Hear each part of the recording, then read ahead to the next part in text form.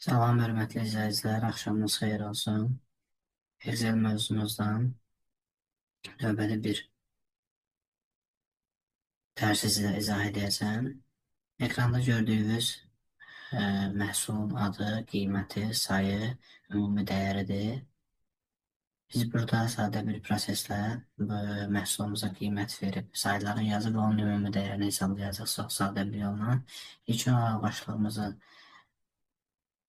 rəngini sizə keçən dərsdə izah etdiyim kimi buradan dəyişirəm.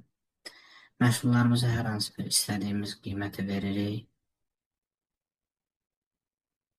Məhsulun da verdiyimiz qiymətin ədəd olmağını bilmək istəyiriksə, gördüyünüz ədədləri yazdıqca bizim xanamızın sağ hissəsində görünür. Xananın sağında görünürsə, deməli bu ədəddir. Bura məhsulların sayılarını qeyd edirik. Məhsulların sayılarını da bura qeyd edəndən sonra ümumi dəyərin tapmaq üçün sizə çox sadə bir üsul izah edəcəm.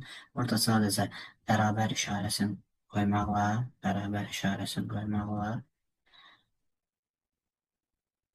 məhsulun qiyməti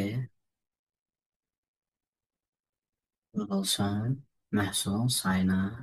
Buradan Enter düyməsini klikləyərək məhsulun ümumi dəyərini tapacaq və biz sizə öyrətmişdik ki, bir xanadakı dəyərin digər xanada görünmək istəyirsə, sağ tərəfindən 2 dəfə tıklayaraq buradan digər məhsulların həqiqətən qiymətini görə bilərsiniz ki, düzgün formada alındı. Belə izahların ardını istəyirsinizsə, davamlı olmağını istəyirsinizsə, kanala abunə olub paylaşmağı unutmayın. Sağ olun.